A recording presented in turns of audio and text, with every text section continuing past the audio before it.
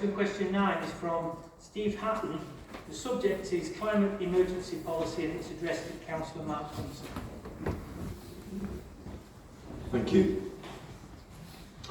I'd like to ask Stockport Council to consider new testimonies, I should say, which cast doubt on your 2019 climate emergency declaration and the accelerated net zero policies.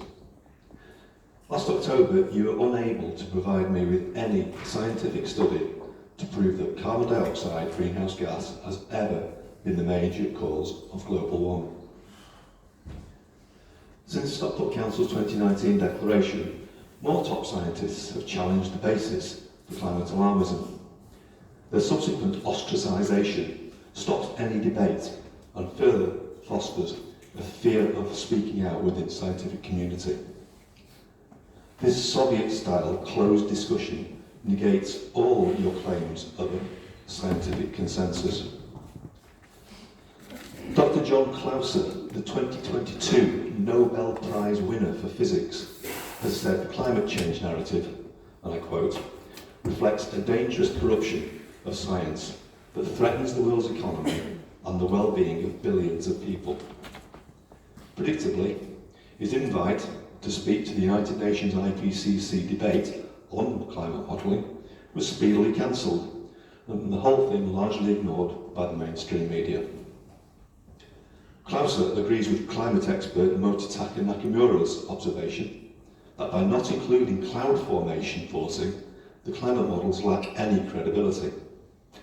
Nakamura's book describes IPCC's models as, quote, Mickey Mouse mockeries of the real world.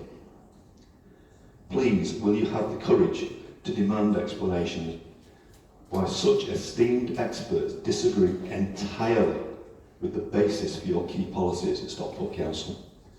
I ask you again to meet members of the public so we can share more details and explain our genuine concerns. When the very best scientists warn of unprecedented political danger, history may favour the leaders who are at least brave enough to listen.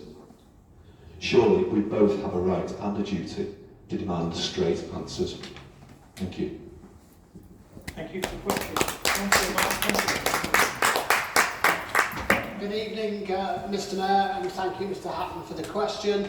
I'm going to refer it to my colleague, Councillor Mark Roberts, who, as you know, is our portfolio cabinet member responsible for climate change and environmental issues. Thank you, Mr Mayor, and thank you, Mr Hatton, for your question, and Happy New Year to you also. I can assure you that the Council remains guided by the science and will remain so. It's important that scientific work is peer-reviewed, and I have no doubt that if the international consensus were to change, then we would look at that. But you haven't provided any argument that I believe to be compelling to change our approach or view that climate change is real, or that we have a responsibility to deal with it. It isn't the job of this Council to do your research for you. My officers have limited capacity given the scales of work needed to get into correspondence with a political operator. In the past, I've encouraged you to take carbon literacy training so that you can better understand the issue at hand. However, a simple Google of the facts might be a good place to start. This year was the hottest on record. Not alarmism, fact. The frequency of heavy rainfall events has increased. Not alarmism, fact. The polar ice caps are melting. Indeed, last year, some of our roads across the UK did. Not alarmism, but fact. To fundamentally disagree with you and your politics isn't ostracisation, and it's sad that you feel that way. We believe that you are wrong, and this Council's primary work on climate change is absolutely around community engagement.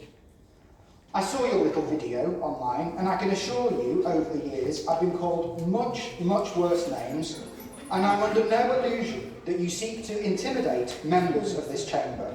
But we are not intimidated by you, and I am happy to continue answering your questions and signposting you to the facts.